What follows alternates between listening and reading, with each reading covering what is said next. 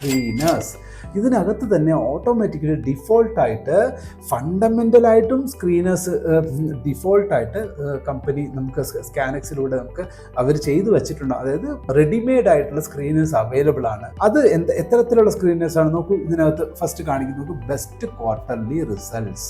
Click ചെയ്ത് നോക്കിയാൽ നിങ്ങൾക്ക് മനസ്സിലാക്കാൻ പറ്റും ആ ഒരു ഏറ്റവും ലേറ്റസ്റ്റ് ക്വാർട്ടറിൽ ഏറ്റവും ബെസ്റ്റ് റിസൾട്ട് കാഴ്ചവെച്ച കമ്പനി ഏതാണ് എന്നുള്ള കമ്പനീസ് ഏതൊക്കെയാണ് അതിൻ്റെ ഡീറ്റെയിൽസ് നമുക്ക് ഇവിടെ അറിയാൻ പറ്റും.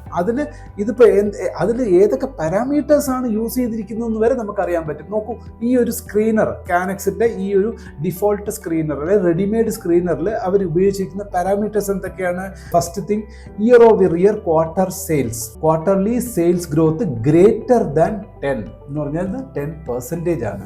അത് 10%-ക്കാളും year over year last quarterly sales എന്ന് പറയുന്നത് ഒരു വർഷത്തെ ക്വാർട്ടറിനേക്കാളും 10% അധികമായിട്ടുള്ളത് വേണം, ഒരു കണ്ടീഷൻ. അടുത്ത എന്താണ്? ക്വാർട്ടർലി പ്രോഫിറ്റ് ഗ്രോത്ത് അത് 15% മുകളിലുള്ളതാണ് എന്നുള്ളൊരു condition, greater than or equal to. ഇനിയൊന്ന് മാർക്കറ്റ് ക്യാപ്പ് എന്ന് പറയുന്നത് 500 കോടിക്ക് മുകളിലായിരിക്കണം. ഇനിയൊരു കണ്ടീഷൻ എന്താണ്? റിട്ടേൺ ഓൺ ഈക്വിറ്റി അത് 30 രൂപയായിരിക്കണം. റിട്ടേൺ ഓൺ ഈക്വിറ്റി ഇത് ഒരു കണ്ടീഷൻ വെച്ചിട്ടാണ് ഈ ഒരു സ്ക്രീനർ ഉണ്ടാക്കപ്പെട്ടിരിക്കുന്നത് എന്ന് പറഞ്ഞിട്ട് ഇതാണ് നിങ്ങൾ ഫോളോ ചെയ്യണം നിർബന്ധം ഒന്നുമില്ല.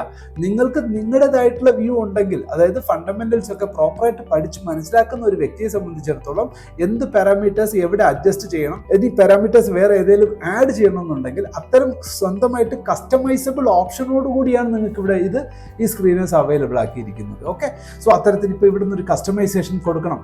ഇവിടെ റൈറ്റ് സൈഡിൽ ക്ലിക്ക് ചെയ്യുക, കസ്റ്റമൈസ് ക്ലിക്ക് ചെയ്ത് കഴിഞ്ഞാൽ നമുക്ക് ഇവിടെ കസ്റ്റമൈസ് ചെയ്യാൻ. നോക്കൂ, കസ്റ്റമൈസിൽ ഇപ്പോൾ ഞാൻ പറഞ്ഞ കണ്ടീഷൻ നോക്കൂ, quarterly sales growth greater than 10, sales 10% വളർന്നിരിക്കുന്നു ക്വാർട്ടർലി എന്നറിയണം, അത്തരത്തിലുള്ള സ്റ്റോക്സ്. അടുത്തത് പ്രോഫിറ്റ് ഗ്രോത്ത് 15%. നമ്മൾ നേരത്തെ ഡിസ്കസ് ചെയ്ത കാര്യങ്ങൾ. ഇതിന് പോരാഞ്ഞിട്ട് അഡീഷണലി ഇപ്പോൾ എനിക്ക് ആഡ് ഫിൽട്ടർ, ഇവിടെ ആഡ് ഫിൽട്ടർ ഓപ്ഷൻ കൊടുത്തു കഴിഞ്ഞാൽ നമുക്ക് എന്താ വേണ്ടത്? എനിക്ക് EPS എന്താണ്, ഏർണിങ്സ് പെർ ഷെയറും അതേമാതിരി കൂടുതലുള്ളത് വേണോ? ഇവിടെ നോക്കൂ, EPS എന്ന് ക്ലിക്ക് ചെയ്യുമ്പോൾ തന്നെ നമുക്ക് ഇവിടെ ഒരു EPSന്റെ പെർസെൻറ്റേജ് ഗ്രോത്ത് ആണോ, EPSന്റെ ഗ്രോത്ത് ആണോ, അതോ ഇൻഡസ്ട്രി EPS ആണോ? ഒരു കമ്പനി ഏതെങ്കിലും സെക്ടർ ഉണ്ടാവും, ആ സെക്ടറിൽ ടോട്ടൽ സെക്ടറൽ EPS എത്രയാണോ അതിനെ കമ്പയർ ചെയ്യുമ്പോൾ അതിനേക്കാൾ കൂടുതലാണോ നമ്മുടെ EPS? അതായത് സെക്ടർ വൈസ് ഒരു 10 രൂപയാണെന്ന് വെച്ചോളൂ. സോ 10 രൂപ EPS എന്ന് പറയുന്നത് എന്താണ്? പ്രോഫിറ്റ് തന്നെയാണ്. Investments in the securities market are subject to market risk. Read all the related documents carefully before investing.